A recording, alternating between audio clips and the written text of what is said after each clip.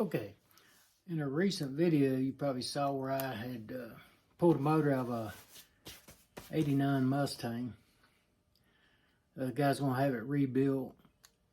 It's not supposed to be, the motor ain't supposed to be back till maybe in 1st of January. And I always liked those cars, and in the meantime, while doing that work to it, I noticed how beefy those cars are, you know. So that kind of made me start wanting one. I always wanted them. I always liked them. I've always been a Chevy guy. I always had Camaros and stuff like that. So I went and got me one. Kind of the same color, but it was a roller. Needed a motor, needed transmission.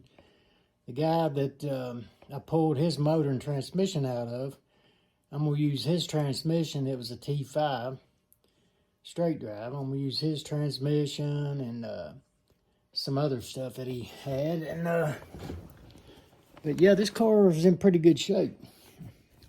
Had a few floor problems.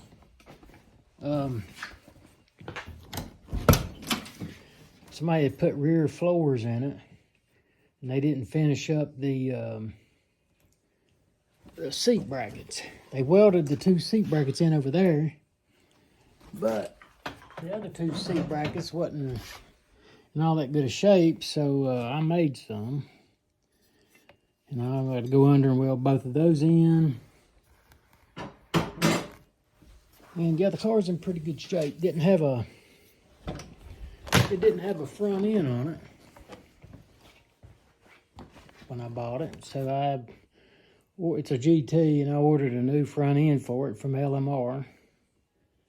And I'm trying to button up, get my interior back in it. Had all the interior in it. And this weekend, or what, the first of this week, I went and got a motor. Got a motor for it. It's out of a, what model was that? 89 Ford F-250 Econoline van. And it was rough to pull. It's supposed to be a running motor, but I'll go through it anyway, tear it down and check everything. Probably bore it 30 over. And get started on that. It had a good windshield in it. All the glass is good. Even the moldings around this look pretty good. And I still got to pull my firewall out of my Camaro, though. And put a new one in and put a new floor and quarters. I almost got my truck finished. It'll be for sale. So that's kind of what's going on here. Too much work for one person, but I should be able to get it. Hopefully I'll get mine done before the guy gets his motor back. And then I have to put his motor in. But all right, until then, I'll be showing more.